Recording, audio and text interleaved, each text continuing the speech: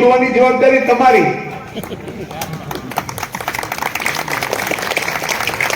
સમજી ગયા?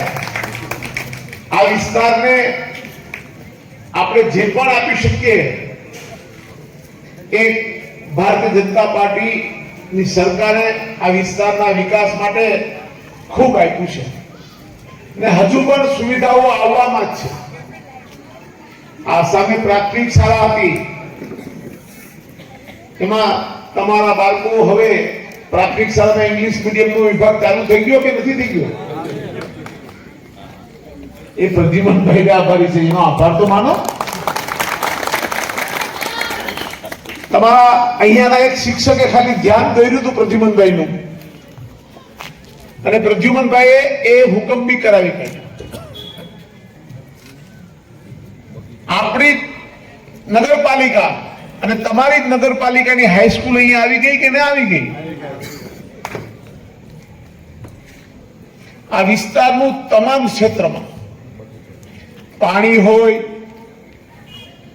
સફાઈનું કામ હોય કે કઈ પણ, હજુ આ વિસ્તારના વિકાસની ઘણી બાબતો બાકી છે. અમે એક જગ્યાની માથાકૂટમાં છે. અહીંયા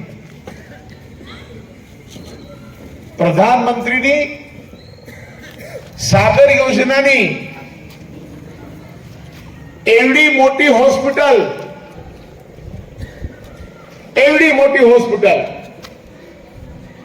આપણા વિસ્તારમાં ખાલી હું જગ્યા ગોતી રહ્યો છું. જો જગ્યા વહેલામાં વહેલી મળશે ને તો લગભગ તમારી આડોશ પાડોશમાં જે મોટામાં મોટી હોસ્પિટલ સૌરાષ્ટ્રમાં જે 2-3 હોસ્પિટલો છે એમ્સ કક્ષાની, એ સાગર વિસ્તારમાં એક અહીંયા આવી રહી છે.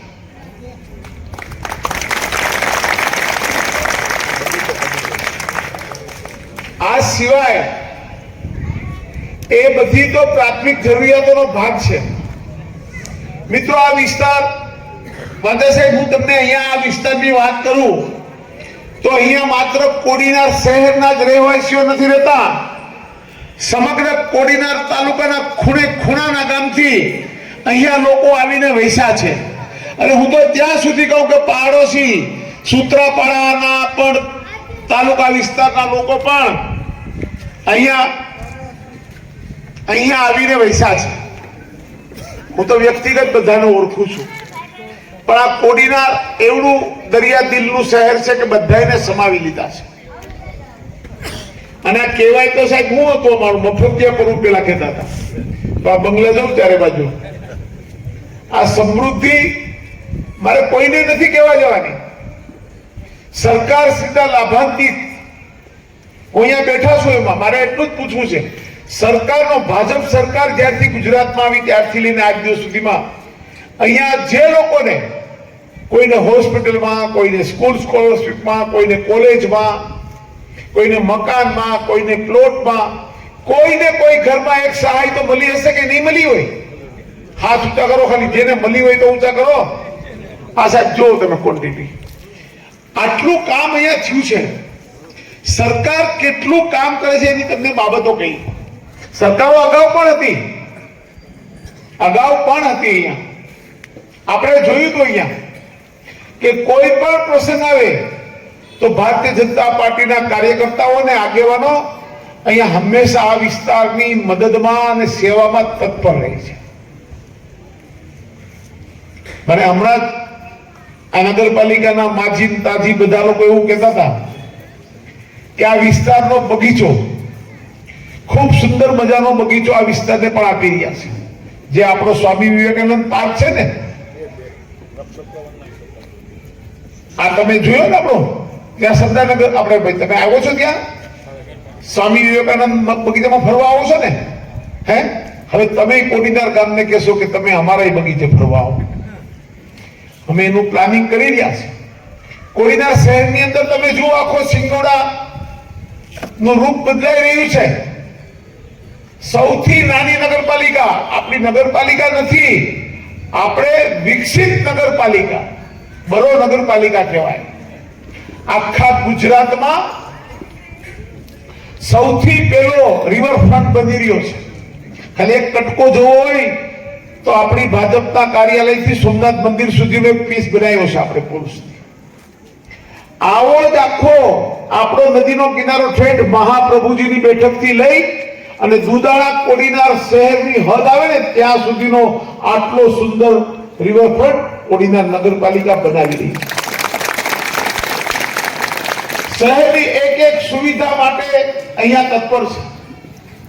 અંડરગ્રાઉન્ડ ગટર યોજના આપણે પેલા લાગતું હતું કે ચાલશે નહીં ચાલે, ચાલશે નહીં ચાલે, પણ તમે જોઈ શકતા હશો કે પેલા આપણે ખુલ્લી ગટરો પણ જોઈ છે અને આપણે અંડરગ્રાઉન્ડ ગટરો બી જોઈ છે. હું તમને આ વાત એટલા માટે કરું છું, સ્વાસ્થ્યની બાબત એની હારે જોડાયેલી છે. હજુ સાહેબ મૂળ દ્વારકા બી કરવાની છે. SRS ફંડમાંથી આપણે વેરણનું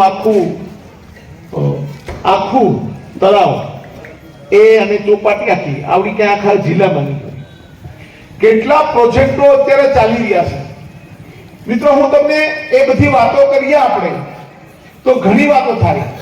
મારે આપને એટલું જ કહેવું છે કે અહીંયા બેઠેલા જે લોકો શિક્ષિત છે, સમજદાર છે, જે લોકો અમને સમજી શકે છે, એક જ્ઞાતિ જાતિના ભેદભાવ વગર પક્ષાપક્ષીથી દૂર રહીને જેમણે આ વિસ્તારના વિકાસ કરવામાં કામ કર્યું હોય એવી પાર્ટી અને એના આગેવાનોને તમે સમર્થન માટે જો અમને મદદ કરવા માંગતા હોય તો હું આપ બધાને કહું છું કે અહીંયા આવ્યા છે એ લોકો શિક્ષિત લોકો બી અને વેપારી લોકો બી પોતાના રોજિંદા કામમાંથી દરરોજનો થોડો સમય કાઢે તો 3-4 દિવસમાં પોતાના સગા સંબંધી મિત્ર મંડળ આડોશ પાડોશ બધાઈને જઈ અને તમે તમારો મત ભાજપને શું કામ એ અમે તો સમજાવીએ જ છે તમને, પણ તમે એ લોકોને સમજાવો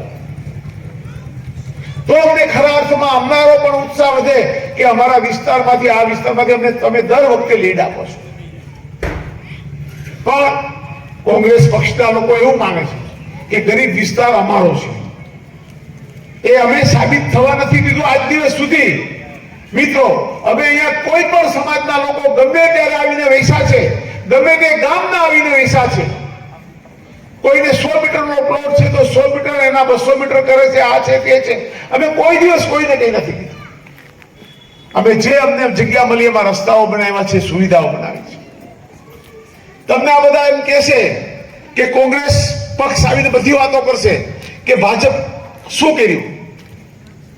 હું અહીંયા જોતો હોઉં છું, મને બધા ફોટા મોકલાવે કે કોંગ્રેસના લોકો બધામાં પત્રિકાઓ વેચતા હોય, આ હોય તે હોય. અમે ના નથી પાડતા. એમની પાસે પણ 60 વર્ષ શાસન હતું કોંગ્રેસ પાસે. કેટલા વર્ષ? 60 વર્ષ સુધીનું શાસન એમની પાસે હતું. એમણે કોડીનારનો વિકાસ કેવો કર્યો એ તમને બધાને ખબર છે. તમારે આ વિસ્તારમાં તમને ભરોસો પડતો હોય ને તમને તમારા મનમાં એવું લાગ્યું હોય કે ભારતીય જનતા પાર્ટી ના લોકોએ પછી નગરપાલિકા હોય, ધારાસભ્ય હોય, સંસદ સભ્ય હોય, એક આખી સાકર છે આપણી. હવે તો ઠેઠ દિલ્હી સુધી આપણી એક સાકર થઈ. એ સાકરને તમે તૂટવા નહીં દેતા, એને વધુ મજબૂત બનાવો. હું તમને એટલી સલાહ સૂચન આપી શકું કે કોઈ પણ તમારું આંતરિક નાની મોટી બાબત હોય, જ્ઞાતિ જાતિની પણ વાત હોય, આ બધાથી દૂર રહીને તમે આપણા શહેરને જેમ હંમેશા ભારતીય જનતા પાર્ટીના સમર્થક રહીને તમે ઊભા છો એવી રીતે જ ઊભજો. તમારા બધાના જ આશીર્વાદથી અને સ્નેહ અને અપાર પ્રેમના કારણે હું બી 3 વખત ધારાસભ્ય બન્યો, એકવાર સંસદ સભ્ય બન્યો. એ વખતે પણ ભાઈ રાજેશે આપણને ચોરવાડમાંથી પણ 6,000 મતની લીડો આપી હતી. તો આજે તો તમને પ્રસંગ આવ્યો છે, મોકો આવ્યો છે કે તમારા આપણા ઉપર આવેલા ઋણનો આપણે બદલો ચૂકવી આપીએ. અને ભાઈ રાજેશને હું તમને એટલા માટે દિલ્હીમાં 5 વર્ષ થાય ને તો માંડ દરવાજા જોઈને ખબર પડે કે આ રસ્તેથી પાર્લામેન્ટમાં જવાય ને અહીંથી પ્રધાનની ચેમ્બરમાં જવાય ને જડે. સાંસદ રાજેશભાઈ બન્યો છે. મિત્રો, હું તમને એટલી સલાહ આપું કે કોઈ ખતરો કર્યા સિવાય, આપણે કોઈ નવું કર્યા સિવાય 10 વર્ષના અનુભવી સાંસદને આપણે મોકલીએ અને આપણા વિકાસમાં વધુ વેગ આપે અને રાજેશભાઈના અનુભવનો લાભ આપણને મળે એ માટે આપણે રાજેશભાઈને ચૂંટવાના છે.